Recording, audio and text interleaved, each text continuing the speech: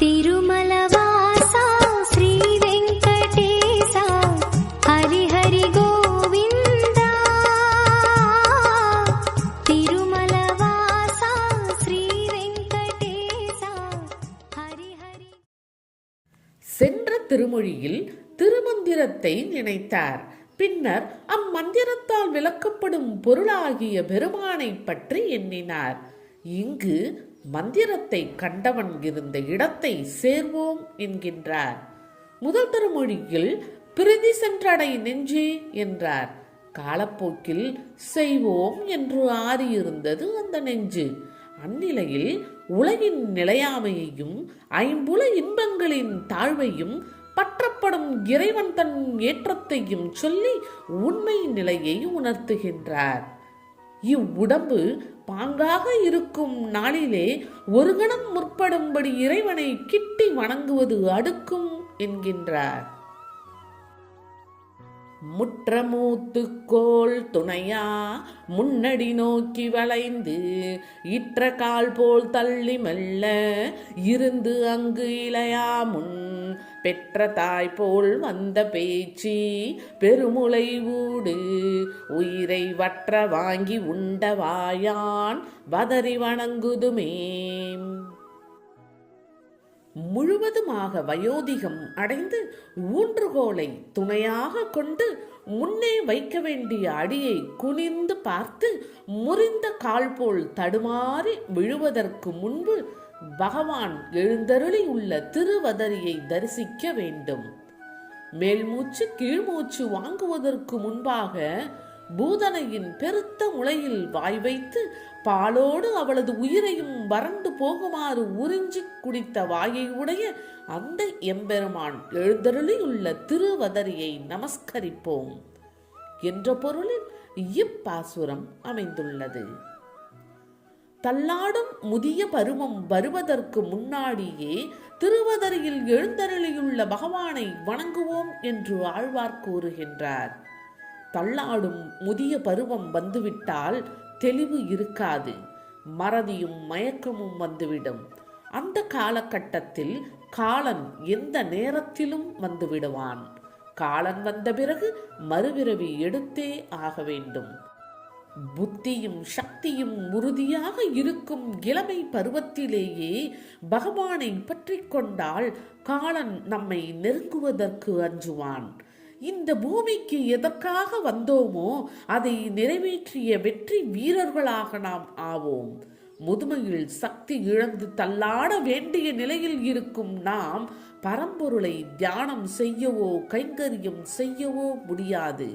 அதனை நம் அனைவருக்கும் நினைவுபடுத்தி இளமை இருக்கும் பொழுதே இறைவனை வணங்கிட வேண்டும் என்பதை இப்பாசுரம் மூலம் ஆழ்வார் உணர்த்துகின்றார்.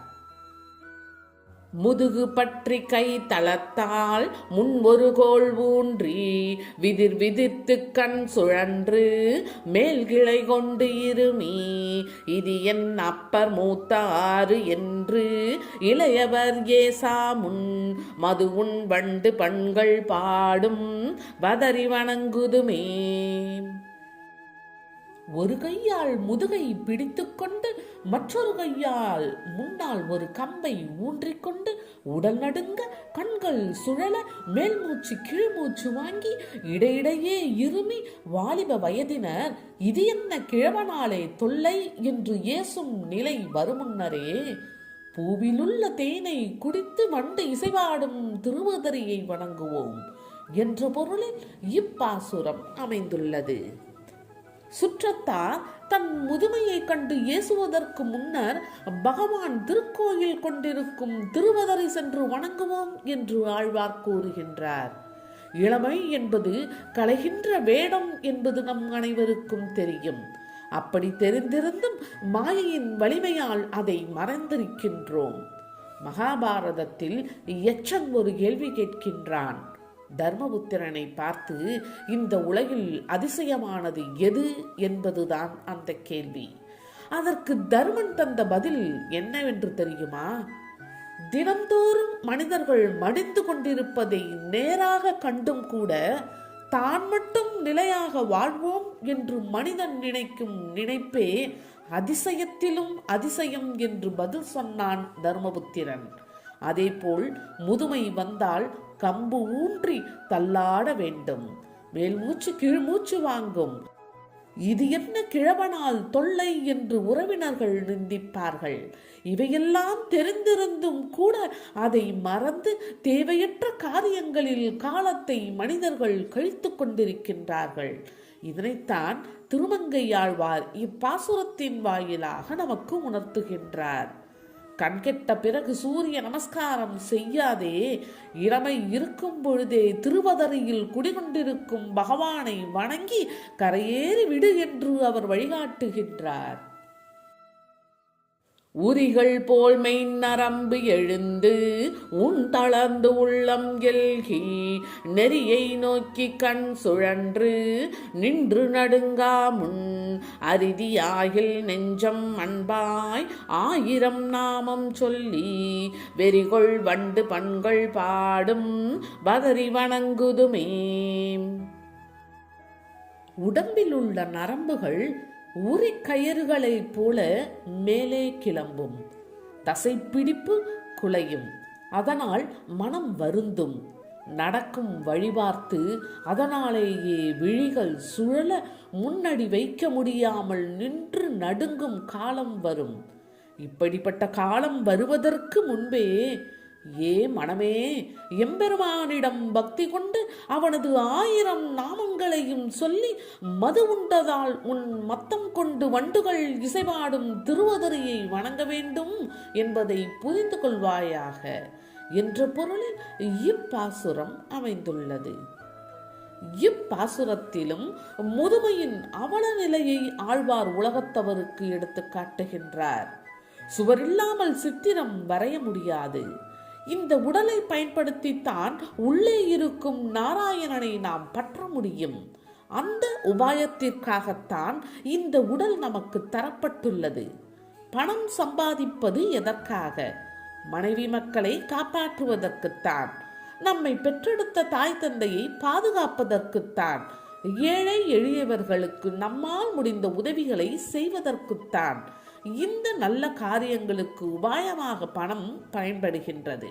உபயம்தான் பணம். அந்த உபயத்தை கொண்டு நம் கடமைகளை நாம் முடிக்க வேண்டும்.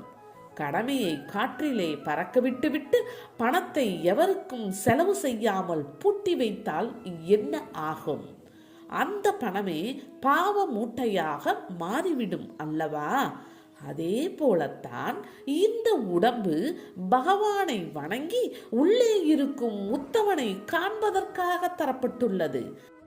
அதாவது உபயமாக உடல் தரப்பட்டுள்ளது. அதை கொண்டு பகவானை பற்றும் செயலை நாம் செய்ய வேண்டும். அதை மறந்து சிற்றின்ப கேளிக்கைகளிலும் மற்றும் உதவாத காரியங்களிலும் காலத்தை வீணாக்கிவிட்டு நரம்புகள் தளர்ந்து தசைப்பிடிப்பு குலைந்து கண்கள் பஞ்சடைந்து முதுமை வந்த பிறகு ஒன்றையும் செய்ய முடியாது. ஆகவே முதுமை வரும் முன்பே திருவதரி பகவானிடம் மனத்தை செலுத்துக என்று ஆழ்வார் வழிகாட்டுகின்றார். பீளை சோர கண்ணிடுங்கி பித்து எழமூத்து இருமி தாள்கள் நோவ தம்மில் முட்டி தள்ளி நடவா முன் காளையாகி கன்று மேய்த்து குன்று எடுத்தன்று நின்றான் வாளை பாயும் தன் தடம் சூழ் வதறி வணங்குதுமே. இந்த உடல் கண்கள் இடுங்கி பீளை பொங்கி பித்தம் அதிகமாகி கிழத்தன்மையை அடையும். காரி காரி உமிழும்படி இருமல் வரும். கால்கள் ஒன்றோடொன்று இடிக்க தடுமாறி நடக்க வேண்டி வரும். இந்த நிலை வருவதற்கு முன்பே இளைஞனாய் மாடு மேய்த்து கோவர்த்தனகிரியை குடையாக பிடித்து கோகுலத்தை காத்து நின்றவன் இருக்கின்ற வாழை மீன்கள் மகிழ்ந்திருக்கும் பொய்கையில் சூழ்ந்த திருவதரியை வணங்குவோமாக என்ற பொருளில் இப்பாசுரம் அமைந்துள்ளது.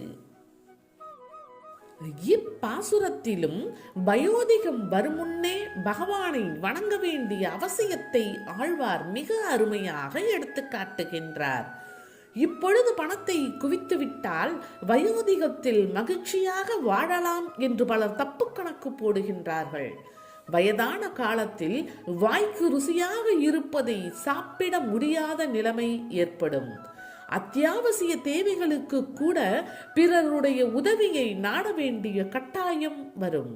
இளமை காலத்தில் பணமிருந்தால் போதும் என்பது போல மாயை தோன்றலாம். ஆனால் முதுமை அடையும் பொழுது பணம் பயன்படாமல் போவதை உணர வேண்டிய கட்டாயம் வரும். பணத்தை மனிதன்தான் படைக்கின்றான். பணம் மனிதனை படைப்பது இல்லை. தான் படைத்த பணத்துக்கு தானே அடிமையாகி தன் வாழ்நாளை வீணாக கழித்துவிட்டு முதுமை என்னும் கிழப்பருவம் வரும்பொழுது மனிதன் துடிக்கின்றான், புலம்புகின்றான். என்னை யாரும் மதிக்கவில்லை, நன்றியற்ற மனிதர்கள் என்றெல்லாம் சாபமிடுகின்றான். கண்கள் இருண்டு போகின்றது, காரி காரி உமிழும்படி இருமல் வருகின்றது, நடப்பதற்கே கால்கள் தடுமாறுகின்றன. இப்படிப்பட்ட இழிவான நிலைகள் வருவதற்கு முன்பே திருவதரியில் எழுந்தருளியிருக்கும் பகவானை வணங்கி பிறவித்தலைகளை அறுத்து விடுங்கள் என்று இப்பாசுரம் மூலம் ஆழ்வார் வழிகாட்டுகின்றார். பண்டு காமரானாரும் பாவையர் வாயமுதம் உண்டாரும் வாழ்ந்தாரும் ஒக்க உரைத்து இருமி தண்டு காளா ஊன்றி ஊன்றி தள்ளி நடவா முன் வண்டு பாடும் தன் துழாயான் வதறி வணங்குதுமே. வாலிபத்தில் அழகாக இருந்து பெண்கள் தன் மீது மோகம் கொண்டு சுற்றி வந்ததையும் தான் அப்பெண்களிடம் சிற்றின்பத்தில் திளைத்ததையும் வர்ணனை செய்யும் பொழுது நடுவில் தொண்டை கமர இருமி ஊன்றுகோல் ஊன்றி தள்ளாடி நடக்கும் காலம் வருவதற்கு முன்பு வண்டுகள் ரீங்காரம் செய்யும் குளிர்ந்த துளசி மாலையை அணிந்திருக்கும் பத்ரி நாராயணன் எழுந்தருளியிருக்கும் திருவதரியை வணங்குவோமாக என்ற பொருளில் இப்பாசுரம் அமைந்துள்ளது. முதுமை வரும்பொழுது எல்லா சுகங்களும் நம்மை விட்டு போய்விடும் என்பது எல்லோருக்கும் தெரிந்தேதான் இருக்கின்றது. ஆனாலும் மாயத்திரை அவர்களை மயக்கி விடுகின்றது. இதையெல்லாம் நன்கு அறிந்த ஆழ்வார் திரும்ப திரும்ப தன் பாசுரத்தின் மூலம் முதுமையின் இழிநிலையை நினைவுபடுத்துகின்றார். இளம் வயதில் பெண்கள் சுற்றி சுற்றி வருவார்கள். முதுமையில் இருமிக் கொண்டிருக்கும் பொழுது அவர்கள் திரும்பி கூட பார்க்க மாட்டார்கள். அப்பொழுது இளமை காலத்தின் நினைவு வந்து நம்மை துன்புறுத்தும்.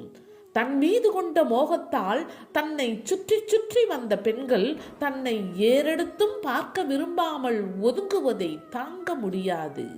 இந்த உலகத்தில் எல்லாமே சுயநலத்தின் பொருட்டே நடக்கின்றன. இளமையில் அணைப்பவர்கள் முதுமையில் ஒதுங்குவார்கள்.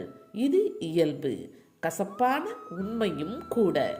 ஆணுக்கு மட்டுமல்ல, பெண்களுக்கும் இது பொருந்தும்.